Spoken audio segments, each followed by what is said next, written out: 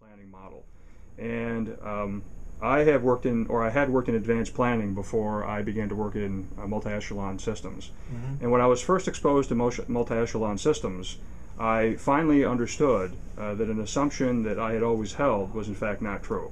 And that assumption is that each location would be planned independently and would not affect the stocking of other locations. Mm-hmm. Multi-echelon breaks that assumption and actually models the supply chain in a more accurate manner. Mm-hmm. So can you talk a little bit about breaking these assumptions when you approach or interact with clients, and some of the feedback that you get, and maybe some areas that I'm not aware of that other models don't model in the same way or in as accurate a way as ToolsGroup? Mm-hmm. Well, there is a tendency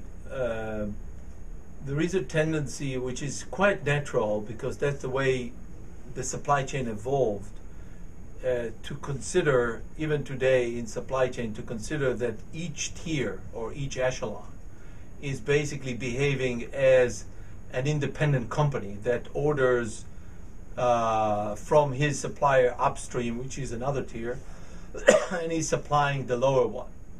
This tendency is basically the reason why you have such a strong bullwhip effect.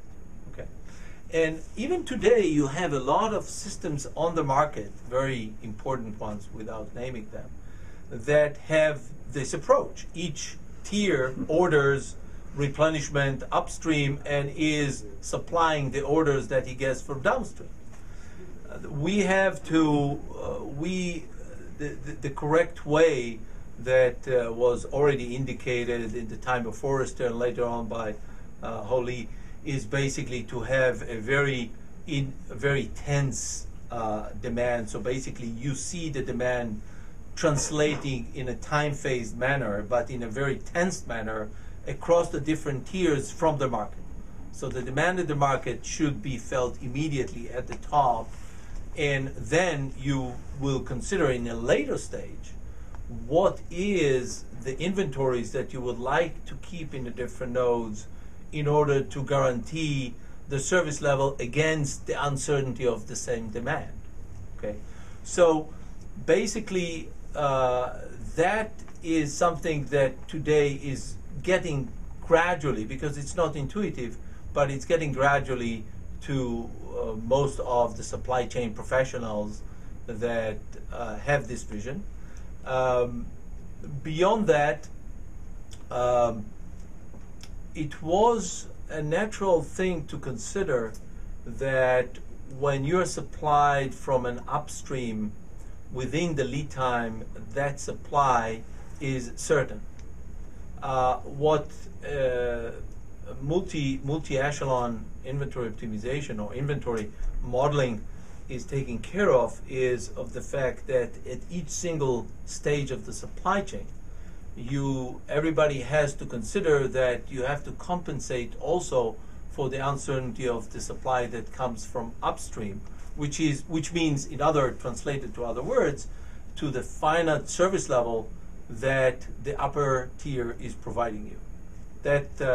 Now, these concepts are not easy to be accepted intuitively, because we were all educated as single tiers and as looking at one tier supplying or receiving from other tiers as independent stages.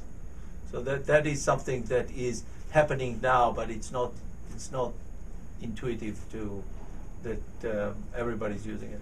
So you would say there is an education process at most accounts to explain that in a way many of these locations, multiple locations, are treated as one location. Mm-hmm.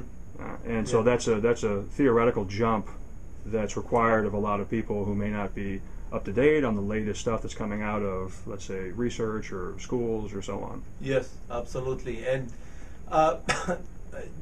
to add to that, the simple concept that is so obvious, that any supply within a specific lead time, okay, is not certain, okay, is not always, even with very modern and advanced inventory models today on the market, is not taking into account.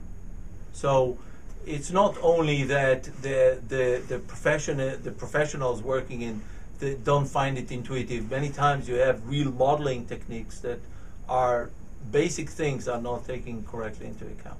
Mm-hmm. And that is not helping, of course, the educational process. Here we receive Joseph's views on how many people that work in supply chain are habituated to the assumption that locations should be modeled as independent islands in the supply network. Joseph also points out that most software actually promotes the well-known bullwhip effect because the modeling is not sufficiently realistic. He proposes that work by others in this field assert that the best design is for demand at the bottom of the supply chain to be felt immediately at the top. He notes that the old way of thinking about planning is slowly changing, although new multi-echelon concepts can be difficult to grasp, as many supply chain professionals have been trained to accept less realistic assumptions in modeling.